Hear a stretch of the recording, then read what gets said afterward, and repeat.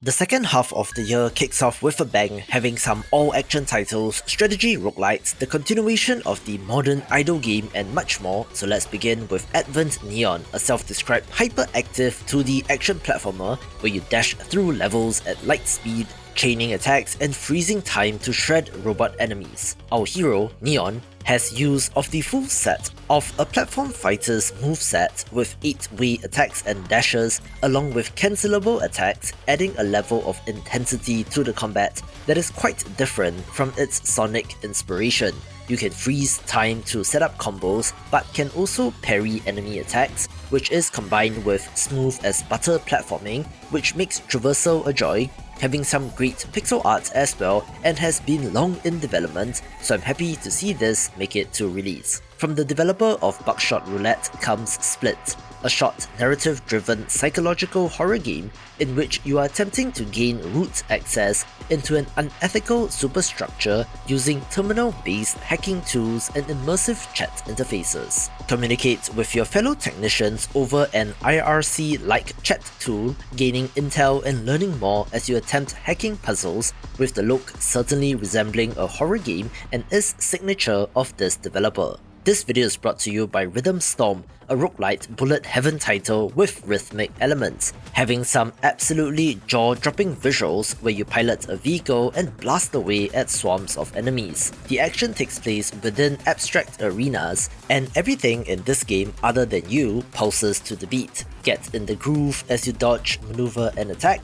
but this is not a rhythm game per se, since your actions don't need to be on the beat, even if it does feel kind of awesome when you do it. For the more technically curious among you, this game only uses untextured lines and polygons in rendering, looking kind of like a modern geometry wars or something. If interested, there is a demo to try on Steam right now, so do that, wishlist the game and look forward to the release on 25th of July. MoteMancer caught my eye during the Steam NYX festival, but I didn't have the capacity to cover it, being a fantasy automation strategy game which looks neat. You are essentially an alchemical engineer building living systems across 6 elemental planes such as life, air and earth, designing sprawling networks on a hex grid, grow mana roots and mana leaves to collect power from the sun, while streamways act like conveyor belts to move materials through your base. Infuse ingredients to uncover their potential,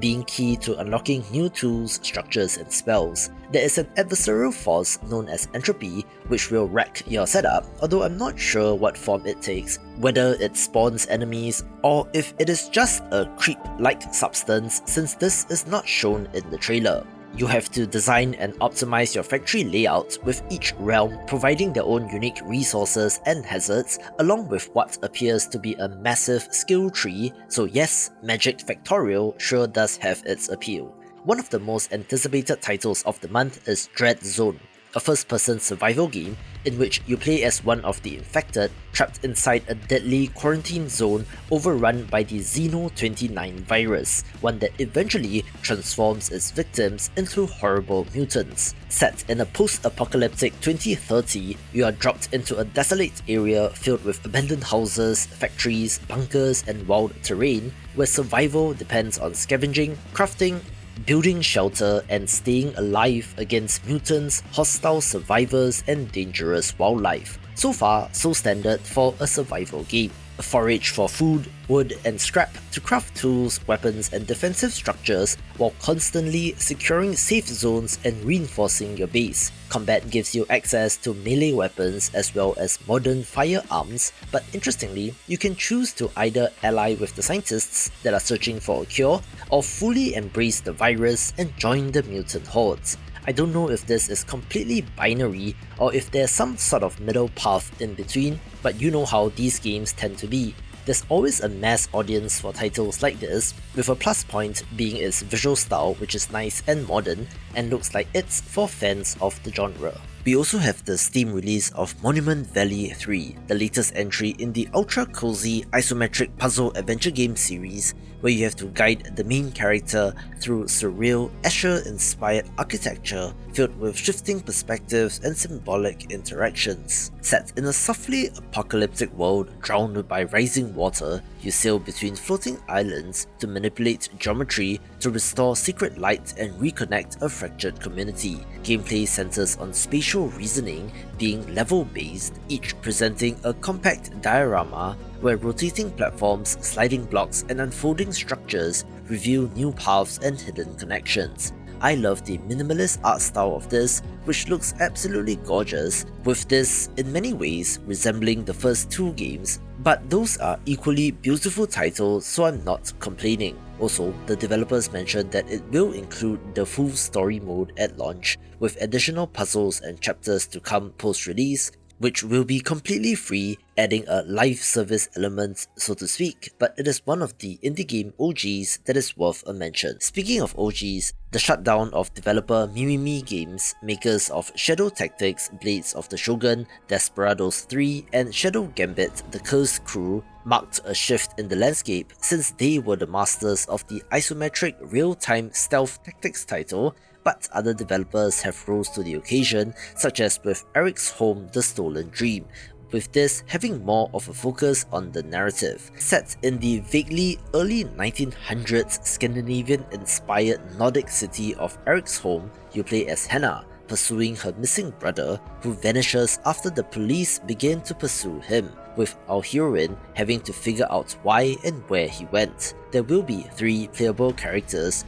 which you can swap between, each with unique traversal tools, movement and stealth abilities, navigating crowded streets, industrial alleys and hidden basements to get to where you need to go as you outwit guards, solve puzzles and uncover political conspiracies. It is a stealth game, so you have to observe sight lines, listen to chatter for clues, use cover and distractions, and swap between characters to create multi-pronged infiltration strategies.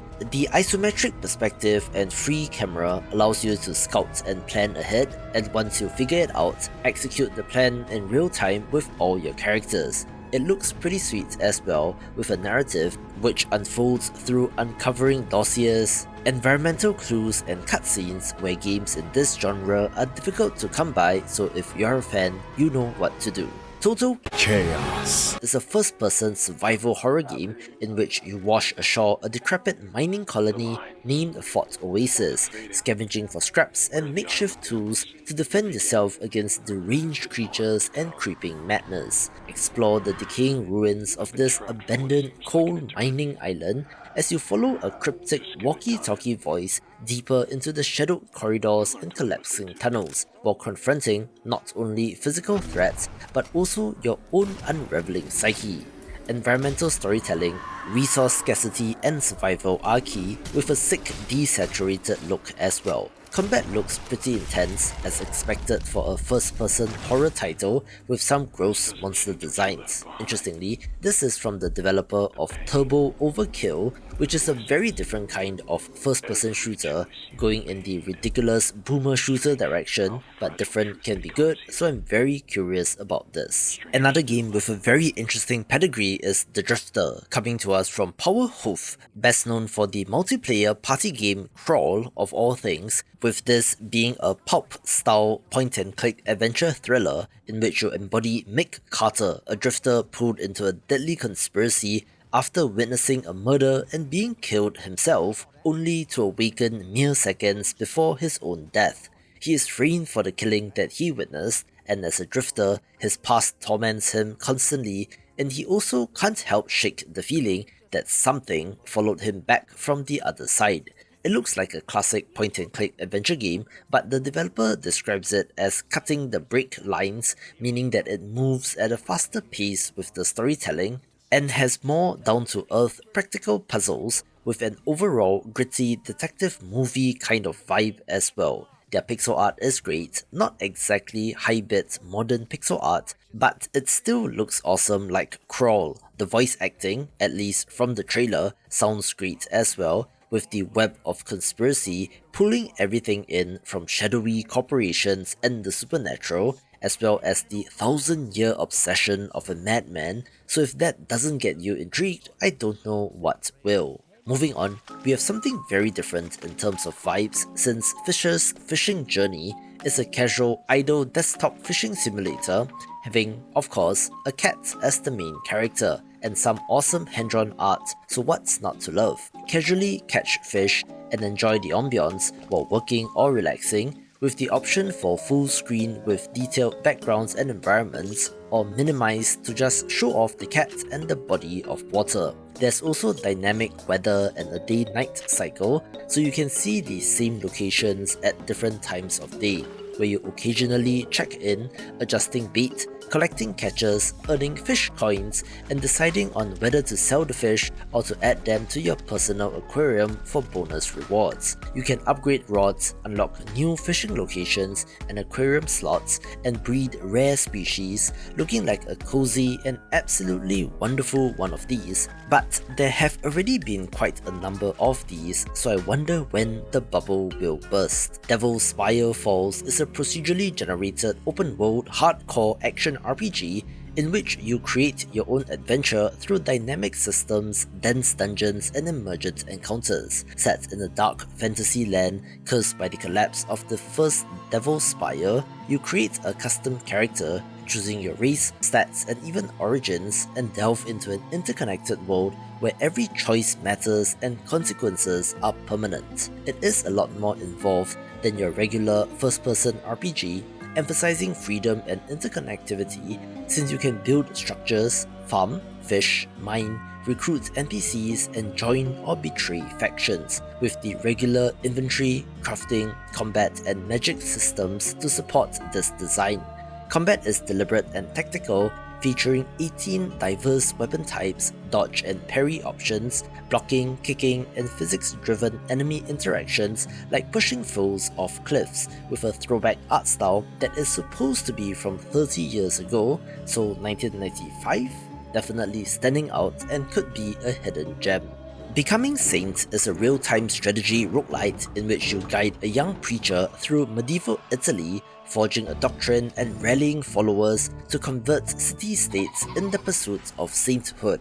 Set in 14th century Italy, not the most common of settings, you begin by defining your creed, choosing from diverse moral and heretical tenets, then march your followers into grid-based conversion battles that blend auto-battler tactics with direct unit control and where terrain and positioning matters. Manage faith, food, and charisma, while commanding up to 16 unique unit types whose synergies or weaknesses affects each battle's outcome. Between encounters, you make decisions that alter your spiritual traits, follower loyalty, and how towns respond to your message. And if you do fail in your attempt, roguelite procedural generation results in replayability. There are permanent unlocks that makes subsequent runs easier or more varied, definitely having a unique theme and nice art, so I am curious about this. A no-brainer pick for the month is Neon Abyss 2, a run-and-gun roguelite platformer that appears to be very similar to the original, but with more features and should be more refined, building upon a great foundation. Explore procedurally generated rooms with the awesome neon hue and color palette, blasting enemies, stacking item synergies, and hatching companions known as Hatchmons, which follow you around, Binding of Isaac style.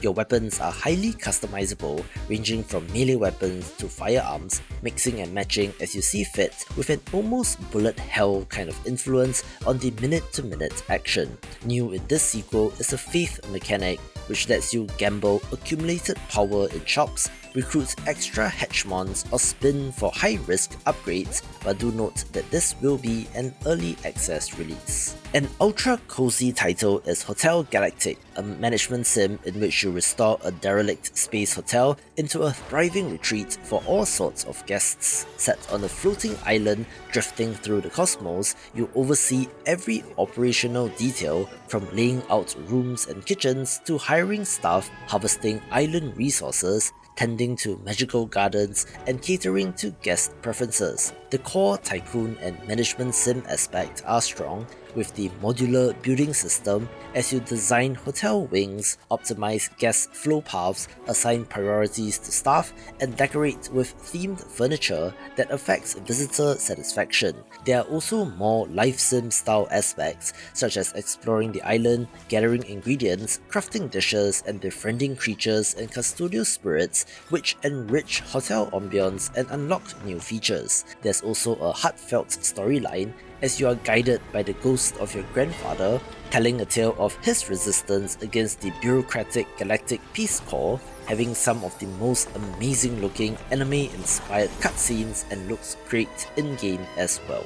Speaking of no-brainers, Hell Clock is a sick-looking roguelite action RPG drawing upon Brazil's War of Canudos but with a supernatural twist. Our hero descends through hell, fighting through waves of demons to reclaim the stolen soul of his fallen mentor, the Counselor. It is designed to be quick, with each run spanning roughly 20 minutes, and has, funnily enough, termed itself as an exile-like, where the objective is to give you the full ARPG experience in that short time span, which is rather ambitious. Of course, there are procedurally generated dungeons and rooms, and will have relic drops that alter your build, but the action and art style do look awesome. I believe there's some sort of time pressure, as in the title, with the clock counting down putting added pressure, but you can turn that off in relaxed mode, although it does seem to be a core part of the design. We also have the highly anticipated release of Everdeep Aurora after a couple of delays, an adventure exploration platformer which shares similarities to a Metroidvania, but there is no combat here. Instead, relying on using upgrades to dig deeper, to get out of tricky spots, and to uncover the secrets of the world. You play as Shell, a feline child, drilling through the subterranean ruins of the Everdeep in order to find her missing mother. Apocalyptic meteor showers have forced the creatures to hide underground, where I do love me a good subterranean setting, and this looks to have that. You are digging through Tau-based cavern layers, coming across mysterious characters, and possibly helping them to earn said Metroidvania-style upgrades. There are side missions as well, with these possibly opening up encounters with other characters, having some simple but very effective pixel art, which is coupled with clever use of color palettes as well, giving me a little bit of an Animal Well vibe from what I have played of it, and should be good. Speaking of simple pixel art, an even more minimalist title is He Is Coming, a roguelite RPG with auto-battler combat, in which you prepare to face a new minion of the Demon King every 3 days, using daytime to explore, gather weapons, artifacts and gear, then survive the night when the horrors strike. It is all about crafting your build through equipment, and given that there will be over 350 items, results in a diverse possibility of layouts, with the ever-present limited inventory space adding a wrinkle to your plans. The main bosses require special tactics and approaches, swapping out heavy armor against a speedy predator for example, with new permanent challenges and items for future runs being unlocked every time you play. Yes, while it might not be much of a looker, this has previewed extremely well in demos and is a very systems-driven kind of game, but if you're looking for a thinky game, this will be the pick. Devolver Digital has taken a bit of a beating from the market, having to lay off some staff from their internal studios, and has changed up their publishing strategy and will be interesting to watch moving forward, which is why Mycopunk is of interest. This is a cooperative first-person shooter in which you join the new Atlas Hazard crew, a ragtag squad of robot rejects hired and given one last chance for glory to combat a planet-wide fungal infestation. Battle your way across diverse alien biomes ranging from desert ruins to a spore-infected forest as you tackle mission-based objectives that involve clearing fungal groves, rescuing survivors, and destroying nest structures, possibly having to extract out once you complete the mission, so it might be Deep Rock Galactic-like in that sense. There are extensive weapon customizations which allow you to create your own weapon via a unique grid-based upgrade system, allowing you to create absurd and synergistic combos, which is part of the fun. Between missions, you return to an orbital dropship hub where you can socialize, play mini-games, and strategize loadouts with your friends, as well as to get to know an insectoid cockroach NPC. Given how big Deep Galactic is, a title like this certainly has potential, with the art style looking good as well. We have a lot of interesting follow-ups from notable developers in July, with Wheel World coming to us from the developer of Nidhogg of all things, so like the Drifter and Crawl mentioned earlier. It's interesting to see this developer trying something different. This is an open-world adventure racing game where you play as a gifted cyclist chosen by supernatural spirits, cycling through a vibrant realm to save the universe. This has a semi-open island world peppered with ruins, hidden secrets, and elite racing circuits where you explore, challenge opponents, and recover legendary bike parts along the way. There is realistic physics handling for the bike, accounting for drafting, boost, and terrain effects, with modular customization, allowing you to swap frames, wheels, handlebars, and more to tune it just how you like it. Racing is important since beating rival teams increases your reputation, unlocking new regions and races, but in between, you have to explore to find rare stolen parts scattered throughout the world. Your main goal is to perform the Great Shift ritual to keep the world on track, having a stunning art style as well, and is a notable departure from the ultra sweaty 1v1 fighting game that they are best known for. A very impressive looking title is Dawn Apart, a space colony sim and factory builder title in which you land on a voxel alien world and construct sprawling production lines while managing a growing settlement and face hostile threats. Take charge of fortune-seeking settlers, mining minerals like coal and copper, loading them onto conveyor belts and processing them via smelters and assembly lines in order to fulfill supply contracts. However, you not only have to optimize the factory part of the game, but also have to take care of the colonists, building housing and ensuring that they have food, medicine, and comfort. Your actions will attract the attention of native creatures and even rebels who want to destroy your operations, with the fully destructible voxel environment enabling both tactical terraforming and emergency defense strategies. And given how massive automation games can get, this is certainly one to watch. Speaking of automation, from the ashes of Zectronics, Rise's developer Coincidence formed mostly of the same people but under a different name, since they wanted to expand into other non-game areas, but one of their projects is this game, Kaizen: A Factory Story. Like the Zectronics titles, this is an open-ended puzzle automation game which has you playing as a rookie engineer in the midst of Japan's manufacturing boom in 1986, having to design efficient assembly lines to get stuff made. These include iconic consumer products such as calculators, camcorders, and arcade machines, refining workflows to boost productivity and to meet quotas. You have to tweak and optimize the line, eliminating bottlenecks and waste, which might actually resemble a modern production engineer in some sense, where in addition to work, there is also a pachinko-themed solitaire minigame to play, adding some variety but looks about as classic Zectronics as it can get. Another sequel of note is Undermine 2, which seems to be following Neon Abyss 2 in that this looks very similar to the original, to the extent that people might just think it's Undermine 1.5. This is an action roguelite dungeon crawler where you play as random peasants sent into the Undermine, fighting enemies, exploring rooms, getting gold, crafting relics, and creating your build as you take on increasingly dangerous enemies and bosses. There is environmental interaction, so oil spills can be lit on fire as an example, also giving you the ability to jump, with this having co-op support as well. They have added new paths, branches, and biomes, which adds more variety, with new Arcana relics which gives you powerful abilities, as well as Steam Workshop support, looking like a great one of these. Yet another sequel is Islanders New Shores, a minimalist city builder where you have to place buildings on stylized islands to score points, getting new buildings and unlocks so you can continue to play while chasing the highest score. The islands are procedurally generated, spanning 50 dynamic types ranging from temperate and desert to fantasy and lava, each presenting their own challenges. You must place buildings near to complementary resources to maximize the score. For example, a woodcutter near trees, where this casual strategy gives it almost a puzzle game feel, but it's much more relaxed as compared to a full-on puzzle game. The original developer Grizzly Games sold the IP, so it is now being made by the SteamWorld Build people,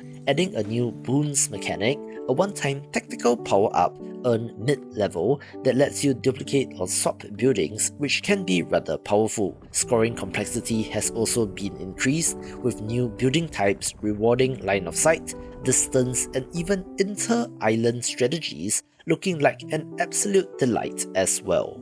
One of my most anticipated titles is The King is Watching, a roguelite kingdom builder strategy defense title where you, as the king, have to actively train your eye on your subjects to get them to work. Tiles only produce resources or train soldiers when you're watching them, which leads to interesting choices to be made as you attempt to prioritize which is the most critical. Not helping is that your kingdom is under constant attack by monsters, so you have to set up your defenses and recruit soldiers as well, swapping between farms, mines, barracks, and workshops to balance resource production, military strength, and defense. Each run begins with a limited number of tiles and expands as you unlock gaze range through upgrades, with a choice of upgrades between waves roguelite style, which unlocks new buildings, spells, units, or merchants. Combat unfolds automatically, so you do not have direct control, resembling Kingdom Rush, with random events and crises to deal with as well. Between runs, there are permanent unlocks which keep you coming back, looking awesome, but it currently just has that generic July 2025 release window. A title which absolutely blew up on Kickstarter is Ratatan, a rhythm-based roguelite action strategy game in which you command an army of adorable creatures, fighting their way across the screen using synchronized beat commands, coming to us from the original creators of the PSP hit Patapon. You act as conductor, issuing rhythm-timed inputs to guide your ratatans, with each unique unit wielding musical instruments that grant distinct combat skills, like morale-boosting riffs or offensive jabs, chaining rhythm sequences together to defeat your enemies. But this is a roguelite, so cue the procedural generation, randomized relics and perks, as well as permanent unlocks, but a rhythm strategy game does sound pretty sweet. I always put a disclaimer when talking about this next game, since it is from technically independent developer The Game Kitchen, best known for Blasphemous, where they are making the pixel art action platformer Ninja Gaiden Ragebound using the storied IP, but putting their own spin on things. You play as Kenji, a young ninja and apprentice of Ryu from the original Ninja Gaiden games, having to defend their village from demons, forming an unlikely alliance with another ninja clan as the two playable characters work together to stop the big bad. This is linear and level based, so not a Metroidvania, but still retains their signature gorgeous pixel art which I adore, so of course this gets top billing. Watch this video for more of the best games of the summer.